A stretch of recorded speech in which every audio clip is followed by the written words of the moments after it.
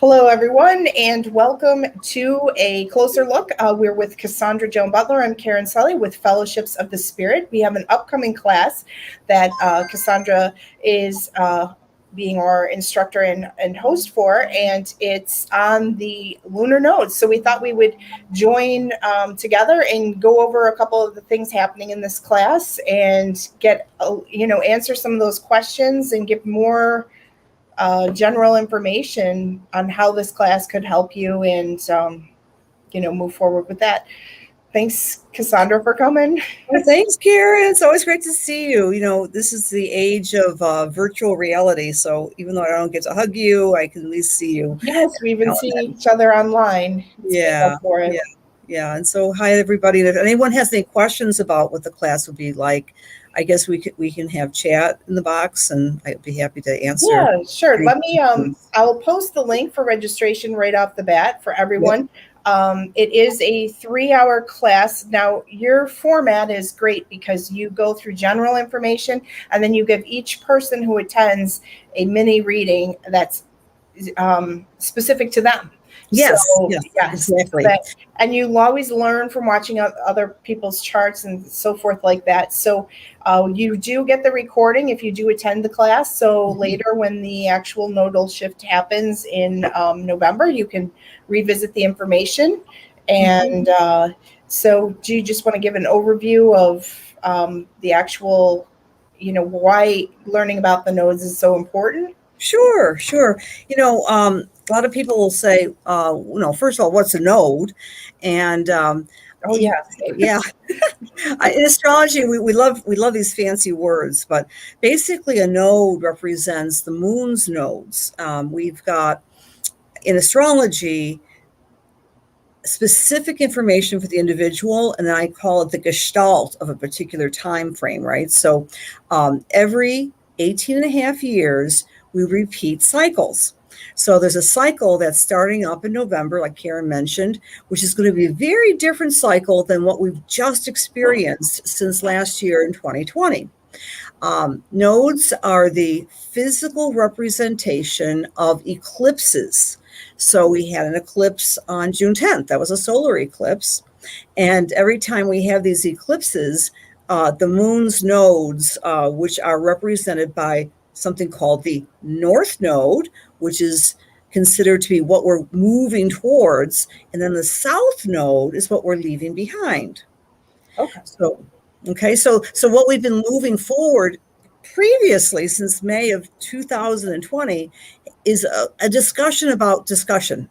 In other words, this past year has been so much information about, it's the backstory of information, data regarding the COVID, information regarding research. What's been in the news even today, Facebook, Google, Twitter, and what is the domain of these platforms? So that has been on top of the bigger story amongst us all, but things will be changing. And that's what this class is about. How the world will change into the signs of Taurus and Scorpio. So it's a shift in consciousness. Oh, there it is. Yep, the nodes know. And that's a clever way of saying the nodes always are the backstory of whatever's going on, Karen. And all of us are born with nodes or eclipses during our year of birth, and they are what we call evolutionary. They help us determine what we're here to do in our lives and what our past lives were all about. So I'll be talking about that in reference to everyone's individual charts. Okay. And so the aspects of where your nodes are in the nodal shift, it would apply personally to each person differently, right? When you look at their chart. So yeah, exactly. So, and I'll do an overview of what the nodes say about your personal chart. Indeed, so every 18 and a half years, starting at age 18 and a half, we basically reconnect with our soul's purpose. So everyone who's listening, go back to 18 and a half years of age. And you might not have been what you wanted to do at that time. A rare 19-year-old knows what they're doing, but you might have a semblance of what you're here to do in your life. and that gets repeated every 19 years. Okay, so now will there be themes of that, or we pick up where we left off with that, or Yeah, we it can often work pick that up way? with that. Like, if at age 19, someone says they want to have a restaurant, for example. I'm just giving an example. And their North Node is in Cancer, which represents food. Well, then when they're 36 years of age, they have a little cafe. They start a cafe. And then 18 years from then, they may, I don't know, join their local community group and become the cook. So there's certain themes in everyone's lives, and we'll be talking about the themes in your personal charts. Okay, terrific. And I know that we have some people registered already, but we do have an early bird going on that will expire at midnight on Friday. So if you are interested, do sign on to save yourself some money there, and then the price goes up again. And do we have any questions from anyone? We have quite a few viewers, which is exciting for us. And does anyone have any questions about the lunar nodes for Cassandra? I was thinking of bringing up just the glyphs, just to show people what they would Sure. be. Oh, great, Karen. Let me grab a glyph here, and short of having my chart not ready, but let's see. I think they're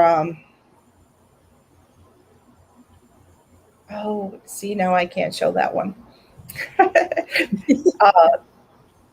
The I'm trying to think. I think my so the headphones, the one that goes, you refer to the headphones, and then kind of the other one is like a open. Do you call it a bucket or I call it a hat or a cup, hat or a cup. Yeah, so, let me.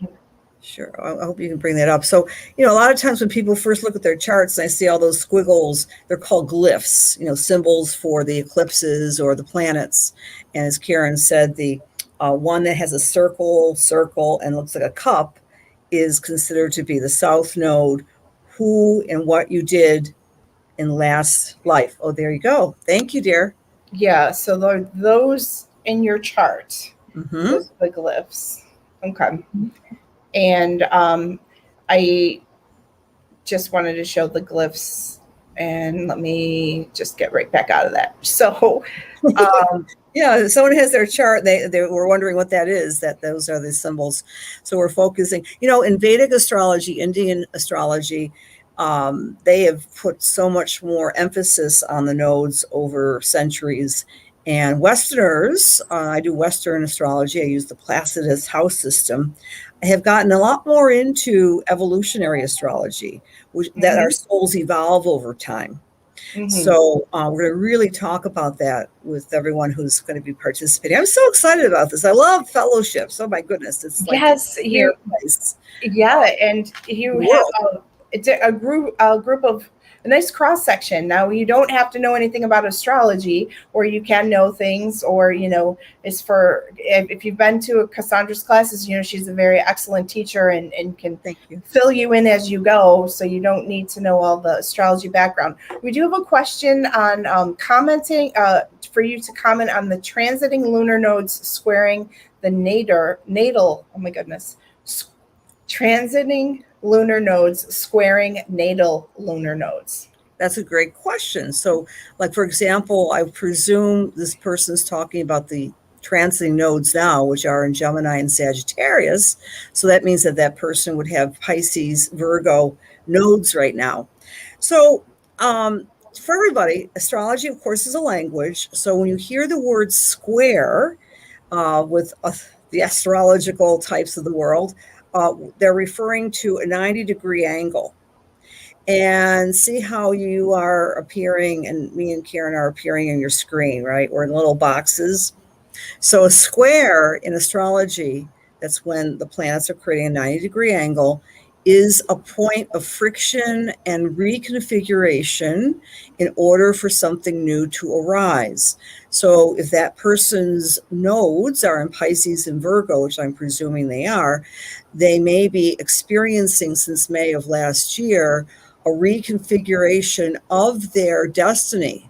They're getting aggravated with themselves, so they have to get going on things. I really want to become a ballerina, so maybe I missed my calling to dance for the Bolshoi ballet company in Russia, but I can still take tap dancing at my local civic center. So the idea is when the nodes are squaring your nodes, it's a wake-up call to take action. That's what it is. It's not necessarily a negative thing. It's a focus, energetic push that you might need to get going on something you want to do. And that happens is it a 2-year period and then they switch? Yep. And Carrie, actually, to be clear, the nodes take about 1.5 to 2 years. And like with everything in astrology, there's a blending. It's like a wave. The wave starts, it crashes, it peaks, and then it starts to ebb a little bit. Okay. So that's a great visual for that. So it just will take that amount of time. Mm-hmm. Okay. And I find a lot of times the topics or the themes are happening and we don't know it. And then when we get the information, we're like, oh my gosh, that explains it. So whatever you're kind of focused on, or, you see those shifts for people, it usually is like, oh yes, that's right on, as we've seen with our charts after you fill us in what's really, really going on. And the date, is there anything when you're preparing for a lunar eclipse, or it's a good time to reflect, meditate? Like, what are some practices that we can do to incorporate, once we receive this information, how do we use it every day? Yeah, great question. So, my dear friends, we have, even if I really want you to take the class, but really, if you can't, then always make note every year of where the eclipses are. The eclipses are the visual representation of the changing nodes. Eclipses are like high-powered new moons and full moons. We just had a new moon solar eclipse on June 10th. We're still actually feeling the remnants of that. That was on Thursday the 10th. And that stays in effect in some ways until the next eclipse of this new cycle, of this new shift, which is on the 19th of November.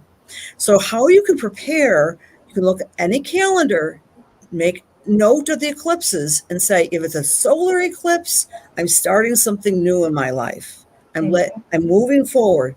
If it's a lunar eclipse, expect to get a little emotional and get a little bit upset with some things you want to let go of. So the full moon lunar eclipse is letting go. The solar eclipse is carving a new path forward. Starting something new. Okay. Yeah. So they're like turbocharged new moons and full moons. I've been doing the new moon, full moon work for about 30 years. And a lot of people have taken up the slack, right? I mean, it's kind of cool to, check out where the new moons and full moons are. I love it because, over centuries and centuries, farmers and magical people and druids and Celts and ordinary housewives and have used the new moons, full moons. Mm-hmm. And by the way, we have a new moon at 9:39 on Friday night. Oh yes, it's Friday. Yes, it's in the sign of Cancer. So as we're talking tonight, friends, we might be feeling a little tired, a little sluggish. This is called the balsamic of the lunation cycle. Energy might be a little low, a little reflective. This is a letting go cycle. And then Friday, 9:30 at night, start something new. Yes. I'm looking forward to that. I did read your recent email, and it had said something about feeling a lot of the burdens and carrying the heavy weight of, the holiday, or, not getting your energy back for the week. Exactly. So that will clear out. That's good to know. Yeah. I don't know about you, but I've been cleaning out my house. A lot of baggage. Really? Yeah, I haven't done, I have not been inspired in that area. However, I believe with you just going over my chart, looking for what housing and my living and how I'm living, I think, is coming up. So I've been kind of assessing rooms in the house and different things like that. But that's as much as cleaning out that I have managed. So I find that during this balsamic time, I move a little slower. Like yes, today, I thought I had such great expectation of all the things I was going to do. I just was kind of doing the snail's pace, and that's okay. yeah, that's okay. Yeah, it's And okay. that happens every balsamic moon. Yeah. Yeah, Yeah. that's just when it happens. Well, you certainly have a lot of people saying hello, and they're someone said they're feeling very tired today, Donna Lynn, and she wondered why. And a lot of people are saying it's nice to see you this early. So you still are doing your cosmic connections at 8 p.m., right? Yep. So if those of you who are tuned in don't know, Cassandra every week has her connections and gives you the weather of the week, the astrological weather of the week, and you do readings and do you still do meditation? I haven't. Tonight, actually, I'm going to do a meditation. Oh, okay. Because it's balsamic. So we're going to have a jam-packed cosmic connection starting at 8. We webcast even from the website called the Cosmic Intelligence Agency. So we have a lot of friends in Australia and the UK who listen to. So it's fun. And so if you've never done that, go take a little drink break or something, a little nap, and come back at 8. Yeah, you'll have some time there. If anyone has any questions, we can take one more of those, or if I think all the information for the class is on the link at Fellowships of the Spirit's website. We're thrilled to have you teach. I know I look forward to it, and I've been going to fellowships to see you for years now, so I really look forward to that. And you have other classes that you're promoting in coming up in Lilydale as well, so be sure to check out Cassandra's calendar or her social feed to see what else you can glean. She's an incredible resource for us all. And you're sweet, Karen. Thank you. Yeah, definitely. And I just thank you for. There's no questions coming in, so no burning desires here. I just thank you for taking the time just to go through that and talk about the class. Again, the early bird ends this Friday, so be sure to register for that. And as always, we're here to help support you on your spiritual journey and path as you grow. So if there's anything you'd like to see or we can be of support, surely email fellowships via their website. And Cassandra as well, same thing. She's a great resource here for us all. So thank you again, Cassandra. Thank you for doing this, Karen. I really encourage you all to, even if you're brand new to astrology, step into the class next Thursday, 6:30 to 9:30. It's going to be short, but very sweet, jam-packed with information. You don't have to know astrology. You'll learn about your nodes, your destiny mark, your past life, and also the big shift in consciousness. Trust me, in November of 2021, we won't be talking about what we've been talking about for the past year and a half. There'll be new challenges and new gifts and new possibilities that emerge for us all. Fantastic. All Okay, right. Thanks, Karen. Yes, thank you so much. Bye-bye. Bye.